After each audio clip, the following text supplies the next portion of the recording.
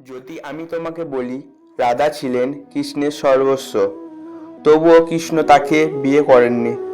শুধু তাই নয়, বিয়ের আগের রাতে কৃষ্ণ চুপি চুপি বৃন্দাবন ছেড়ে চলে গেলেন, আর রাধা হাজার লোকের মাঝে দাঁড়িয়েছিলেন, কিন্তু কারো সামনে নিজের চোখের জল দেখাতে পারেননি।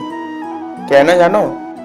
কারণ কৃষ্ণ জানতেন ওদের প্রেম বিয়ের মধ্যে বেঁধে রাখার নয়, ওটা ছিল আকাশের মতো বিশাল, সমুদ্রের মতো গভীর। আজ তুমি প্রেম শোনো, বিয়ের গল্প শোনো, কিন্তু রাধাকৃষ্ণের ভালোবাসার মতো ভালোবাসা পৃথিবীতে দ্বিতীয়টা নেই। আর সেই কালজয়ী প্রেমের পেছনে লুকানো আছে একটি সত্যি রহস্য, যা খুব কম মানুষই জানে। আজ আমরা শুনব কৃষ্ণ কেন রাধাকে বিয়ে করেনি, সত্যিটা ঠিক কী ছিল। ভিডিওতে প্রবেশ করার আগেই সকল দর্শনার্থীদের জানাই, তোমরা যারা ভিডিওটি দেখছো তারা অবশ্যই আমার পাশে থেকে চ্যানেলটিকে সাবস্ক্রাইব করে রাখো, যাতে এরকম নতুন নতুন ভিডিও তোমার সাথে আরও শেয়ার করতে পারি। শিশুকালে কৃষ্ণ আর রাধা দুজনেই একে অপরের শ্বাসের মতো ছিলেন। যমুনার ধারে কৃষ্ণ যখন বাঁশি বাজাতেন, তখন রাধারানী বুঝতে পারতেন যে আজকে কৃষ্ণের মন খুশিতে আছে নাকি দুঃখের মধ্যে রয়েছে। বাঁশি সুরে যখন রাধা নাচতেন, কৃষ্ণ অনুভব করতেন যেন সমগ্র সৃষ্টি স্থির হয়ে গেছে। একদিন বৃন্দাবনের বটতলায় রাধা হাসতে হাসতে কৃষ্ণকে বলেছিলেন, মাধব, তুমি আমাকে কোনোদিন ভুলে যাবে না তো? তখন কৃষ্ণ হাসি মুখে বলেছিলেন, তুমি আছো বলেই তো আমি আছি, তোমাকে ভুললে নিজেকেই হারাবো। তাদের সম্পর্কে ছিল মন ও প্রাণের গভীর বন্ধন, কিন্তু তখনও কেউ বুঝতে পারেননি এই প্রেমের পথ এত কঠিন হতে চলেছে। বৃন্দাবনে আনন্দ, হাসি, সঙ্গীত সবই ছিল, কিন্তু মথুরায় ছিল ঘন অন্ধকার। কংস দিন দিন নিষ্ঠুর হয়ে উঠেছিল।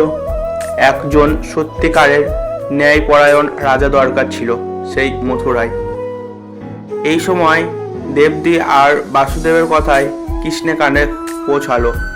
কৃষ্ণ জানতে পারলেন তার বাবা মা কারাগারে, ভাই বোনেদের হত্যা করা হয়েছে। তখন কৃষ্ণ বুঝলেন তার প্রেমের থেকেও বড় তার কর্তব্য। কৃষ্ণ নিজের মধ্যে ভাবলেন, যদি আমি বৃন্দাবনে রাধাকে বিয়ে করি, তাহলে আমার জন্মের লক্ষ্য পূর্ণ হবে না, অন্যায়ের শেষ হবে না। যেদিন কৃষ্ণ বুঝলেন তাকে বৃন্দাবন ছাড়তে হবে, সেদিন রাধা তার চোখের দিকে তাকিয়ে বললেন, তুমি যেখানেই যাবে আমার ভালোবাসা ছায়ার মতো তোমাকে সাথে থাকবে, কিন্তু আমি জানি তোমার পথ আমার থেকে আলাদা। তখন কৃষ্ণ বলেছিলেন, আমি তোমাকে ছেড়ে যাচ্ছি না রাধা, আমি শুধু আমার কর্তব্য পূরণ করতে চলেছি। রাধা তখন বলেছিলেন, মাধব, তুমি ঈশ্বর, আমি শুধু তোমার ভক্ত, তুমি আমাকে বিয়ে না করলেও আমি তোমারই। এই এক বাক্য কৃষ্ণের হৃদয় ছিঁড়ে দিয়েছিল। বৃন্দাবনের গুজব ছড়িয়ে দিয়েছিল রাধা কৃষ্ণের বিয়ে হবে। গোপীরা সাজসজ্জা করছে, যমুনার ঘাট আলোয় ভরে উঠেছে। রাধা সেজেছিলেন সাদা নীল পোশাকে, তার চোখে শুধু একটাই অপেক্ষা, কৃষ্ণ আসবেন। কিন্তু কৃষ্ণ এলেন না। রাত গভীর হলো, বাঁশির সুরও বাজেনি। তখন রাধা বুঝতে পারলেন মাধব আজ আসবেন না। সেদিন রাতে কৃষ্ণ বৃন্দাবন ছেড়ে নিঃশব্দে মথুরার পথে রওনা হলেন। তার বাঁশি যা রাধার প্রাণ ছিল, সেটি রেখে গিয়েছিলেন একটি বট গাছের নিচে। কারণ কৃষ্ণ জানতেন যদি বাঁশি সঙ্গে নিয়ে যায়, তাহলে রাধা তাকে কখনোই ছাড়তেই দেবে না। রাধা ছিলেন কৃষ্ণের আত্মা, সংসারের নয়। রাধা ছিলেন কৃষ্ণের আত্মা, সংসারের নয়। রাধা ছিলেন আত্মার প্রেম, দেহের নয়। এই প্রেম কোনো সামাজিক বন্ধনের বাধা ছিল না, কিন্তু একটা কারণে স্পষ্ট বোঝা যায় যে কৃষ্ণ তার একটি কারণের জন্য রাধার বিয়ের প্রস্তাবে রাজি হয়নি। কৃষ্ণের জন্মের লক্ষ্য ছিল অন্যায়ের শেষ। বিয়ে করলে কৃষ্ণ রাধাকে পৃথিবীর দুঃখ কষ্টে টেনে আনতেন।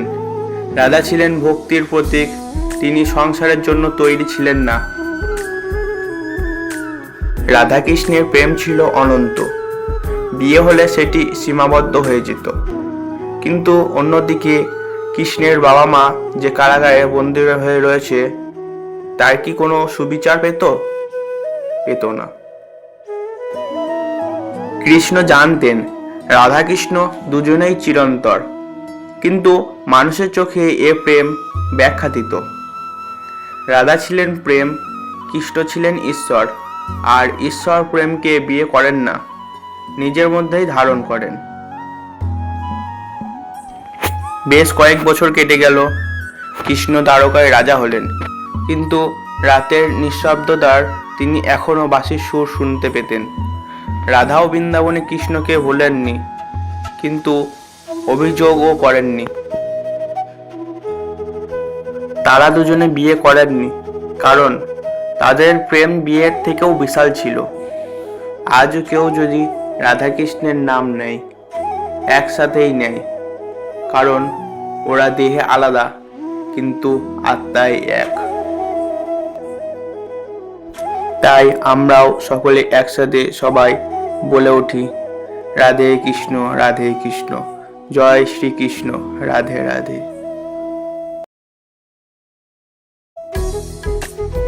এই ধরনের ভক্তিমূলক ভিডিও নিয়মিত দেখতে চাইলে আমাদের চ্যানেলটিকে সাবস্ক্রাইব করে রাখুন, যাতে আমরা আপনাদের জন্য আরও নতুন নতুন ভক্তিমূলক ভিডিও আনতে পারি। আজকের ভিডিওটি এখানেই শেষ। সবাই মিলে ভালো থাকুন, সুস্থ থাকুন, আর একসাথে বলুন রাধে রাধে, জয় শ্রীকৃষ্ণ।